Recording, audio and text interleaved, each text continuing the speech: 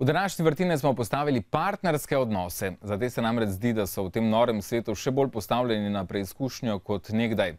Zlato pravilo za zakonca naj bi bilo brezpogojno spoštovanje zanj in brezpogojna ljubezen zanjo. Več o tem z Barbaro in Stevom, ki sta v tem jutru gosta. Dobro jutro obema. Dobro jutro. Kot rečeno, torej, kaj naj bi pomenilo brezpogojno spoštovanje zanj in brezpogojna ljubezen zanjo? Zveni zelo zapleteno, pa je vendarle temu res tako. Ja, gre iz tega dejstva, da moški in ženske imajo različnih potrebi v odnosu. In pri njej je brezpogojno ljubezni ravno tisto, kar ona si želi. Pri njemu ravno tako brezpogojno spoštovanje. Ko so vprašali 7000 ljudi vprašanje, ko si v sporu s svojim partnerjem, ali se počutite neljubljene ali nespoštovane. In 83% moški so rekli, da počutijo nespoštovane. Pri ženski je bilo 72%, da so počutili neljubljeni. In to kaže eno veliko razliko. Če bi jaz rekel ženi, da jo zelo spoštujem, ampak jo ne ljubim, ona bi bila zelo prizadeta. Ravno tako, če pa rečemo moškemu, da ga imam zelo rada, ampak da ga ne spoštujem, to ga zelo prizadane zaradi tega, ker ima drugačen potrebi v medsebojnih odnosih, kakor ona. In te razlike mislim, da so dali manj razumljene v tem času, v katerem mi živimo. Tako, če imate kakšno vprašanje za našega gosta, telefone v roke in pokličite telefonski številki, večkrat se boste izpisali. Spoštovanje zanj in ljubezen zanjo, kako to doseči? V današnjem času smo vsi postali nekoliko bolj egoistični, bolj gledamo nase, nekako nas k temu sili tudi vsakdanje delovno okolje in verjetno to prenašamo tudi domov v družino, v partnerski odnos. Ponavadi si vsi želimo poročiti se s ta pravo osebo, ampak redko kdaj razmišljamo, ali sem jaz ta prava oseba zanj, na primer. In mene je zelo zanimalo, kaj to spoštovanje sploh pomeni, in sem šla v slovar pogledati, kaj dejansko je spoštovanje, mislim, angleški slovar, in piše, to pomeni občudovanje, potrditev, pohvala, cenjenje in vse kaj. Ja, okej, to pomeni, da ne jemljem stvari samoumevno, ampak da se zahvalim. Wow, to si pa dobro naredil. Hvala, ker si mi zamenil žarnico. Veš, zelo, zelo cenim to in to pri tebi, In so veliko ženske potrdilo, ko so začele to prakticirati, kako se izraz na moškem obrazu spremeni, bolj kot če bi mu rekla, veš, kako te jaz ljubim. In zato pa ni potrebno, kljub vsej naglici, zmoremo reči hvala, cenim to, spoštujem to, všeč mi je to pri tebi, veš, všeč mi je, da se trudiš, da delaš in tako naprej. Jemljamo torej partnerja preveč samoumevno, za samoumevnega. Smiselno, ja. Steve, vi prihajate iz Združenih držav Amerike, pred 20 leti vas je v Slovenijo pripeljal posel in pa ljubezen. Oba prihajata iz Društva za živi življenje in v naslednjem mesecu boste v Sloveniji znova gostili vašega sodržavljana, če tako rečemo sonarodnjaka, dr. Emersona Egaricha in njegovo ženo Sara. Pred časom ste gostili tudi Nika Vujčiča. No, če se posvetim Egarichu, je ustanovitelj in pa predsednik organizacije Ljubezen in spoštovanje. Napisal je več knjig, tudi tole, ki ste jo prinesli s sabo, Ljubezen in spoštovanje. Namreč njegova teorija je ravno ta, za njega brezpogojno spoštovanje, za njo brezpogojna ljubezen. Pa vendarle, anglosaksonski svet v partnerski vezi deluje precej drugače kot srednjeevropski. Tam je vendarle moški, če uporabim izraz, provider, tisti, ki skrbi za družino, žena ostaja doma, skrbi za otroke, ognjišče in gospodinjstvo. Kako ta model živi v srednji Evropi, ker smo navajeni močne, emancipirane, feministične ženske? Se mi zdi, da ne glede na to, z katerega okolja izviramo, vsi imamo določene čustvene potrebe, za katere želimo, da so zadovoljene. Torej, ali ženska doma ali v službi si želi biti ljubljena. In ljubezen ženski pomeni prvič nek romantičen odnos, pomeni, da si on vzame čas in se pogovarja z njo, da gleda iz oči v oči, ne da vmes bere časopis, gleda televizijo. Tako da ne glede, ali smo v službi ali ne, si ženske želimo te izraze ljubezni, nežnosti, pozornosti, rožica, pomoč doma, deliva opravila, oba prideva iz službe, torej si porazdeliva delo. Tudi marsikateri ženski je izraz ljubezni, da ji moški pomaga, naprimer, pomiti posodo. Kaj pa moškemu spoštovanje? Kako naj ga ženska pokaže, ne da bi se s tem podredila, naprimer? Ja, mislim, da to je ena velika zmota, če pa naredim ta korak iz spoštovanja do tega zaključka, da to pomeni, da je ona potem v nekem podrejenem položaju njemu. Gre za eno potrebo, ki on nosi s seboj.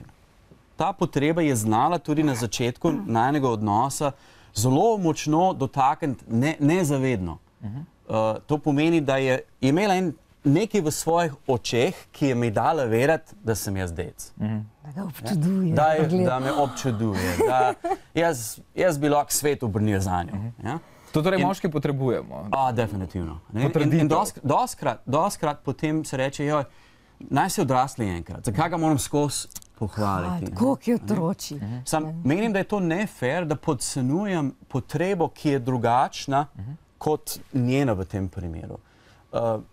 Kaj pa, če bi jaz rekel, mislim, da je enkrat odraz, zakaj se moramo skozi pogovarjati, ker to ni moja potreba v tem medsebojnem odnosu. Jaz želim delati skupaj stvari z njo. Jaz nimam veliko potrebo, da moram sedeti in z njo veliko pogovarjati o problemi, o mojih skrbeh.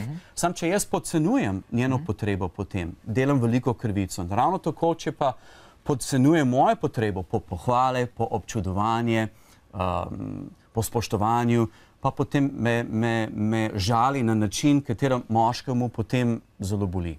Torej, v partnerskem odnosu potrebuje ženska več pogovora ali bi to morala biti konstantna praksa? Dejali ste vse prevečkrat, se zgodi, da moški pride domov, oziroma partnerje prideta domov, žena začne kuhati kosilo, moški pa začne brati časopis ali pa pred televizor in sta tiho, dokler ne gresta spat, ko reče, da lahko noč.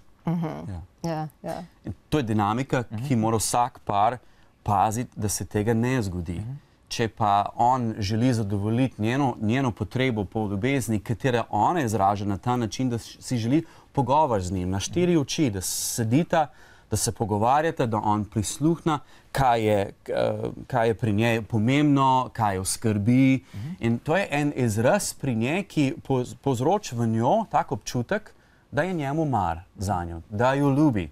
In on bo mogel narediti eno zavestno odločitev, da želi to potrebo tudi zadovoljiti, kakor je tudi znal na začetku tega odnosa, ko smo mi 2 ure in ure pogovarjali in potem greva narazen, ona gre domov, jaz grem domov. In kaj je bilo prvo stvar, kar sem jaz naredil, ko sem prišel domov? Sem dvignil telefon in sem jo poklical, kako si.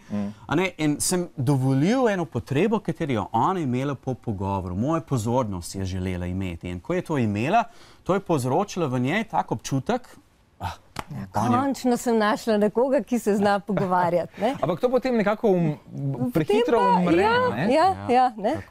Kako pa ta naše pojmovanje ima romantične ljubezni? To se pravi, ženska želi princa na belem konju, moški želi princeso, ki jo bo vedno znova reševal.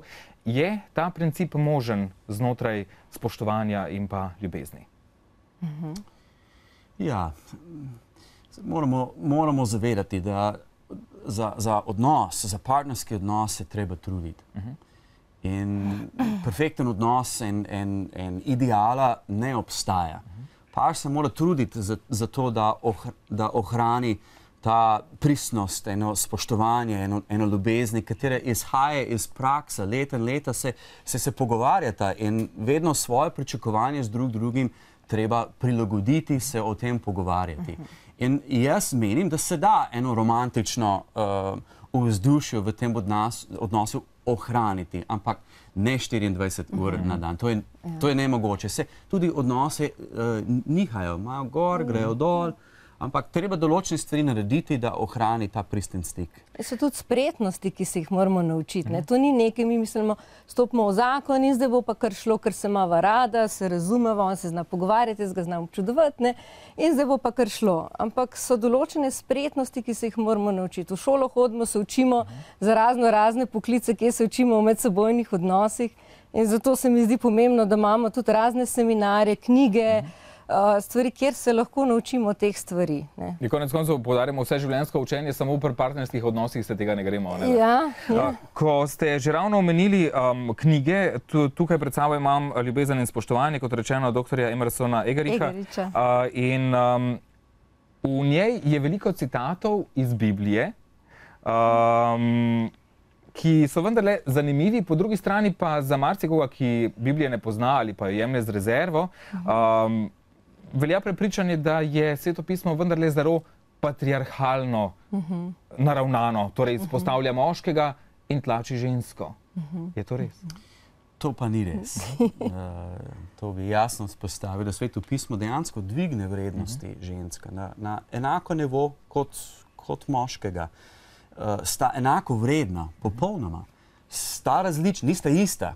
To je velika razlika, katera dostikrat ni razumljen tudi iz strani Svetega pisma, ki je bilo velikokrat v zgodovini tudi uporabljeno ravno zato, da da nekako moškemu nekam prednosti ali večji pomene kot njo. Ampak to definitivno ni sporočilo Svetega pisma. In vse, kar on tudi uči, ni samo saznovan na študije Svetega pisma. Ravno obratno, obstaja raziskovanje, ki je bilo narejeno na Univerzi v Washingtonu, ki so sledili za 20 let 2000 parov. In na koncu tega študija se je dr. John Gottman naredil svoj lasten zaključek, ko je sam dejal, da sta dva sestavina najbolj pomembno za dolgoročno trajen zdrav odnos. In to sta ljubezen in spoštovanje. In Sveto pismo že 2000 let to nam govori. Pa še praktično je, ne? Recimo, taki nasveti, ko se najdejo, ne? Ok, mož ne ljubi svojo ženo, žena ne spoštuje, to je zelo praktično, smo ugotovili.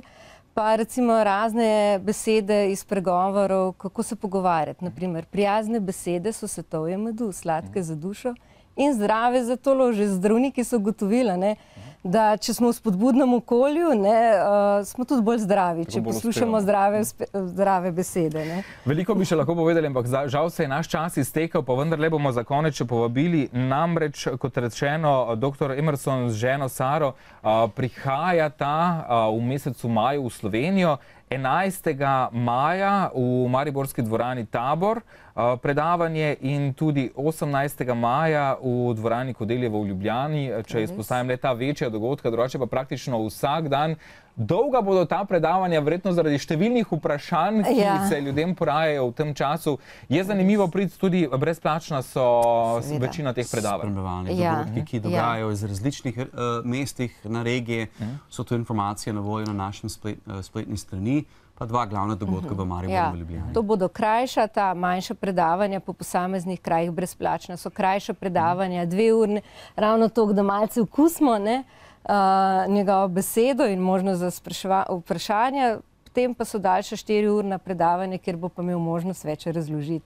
In to je tisto, kar ne bi smel zamuditi. Tako, vprašanje je verjetno veliko v glavah ljudi. Upam samo, da se bodo upali priti, na Slovenci smo malo zadržani, ko je treba govoriti o našem partnerskem odnosu. To je res posebej moški. On je tako zabaven, tako praktičen. To je res najboljše, kar smo midva tudi doživljala v 20 letih najina zakona, ker smo bila tudi deležna različnih seminarjev in to je predvsem najboljše, ki so midva tudi sama doživljala. In zna nagovoriti moške, da se ne počutijo ogroženi. Definitivno. Zdaj bom spet slišal, kaj se narobe delam in ona bo imela municijo zame.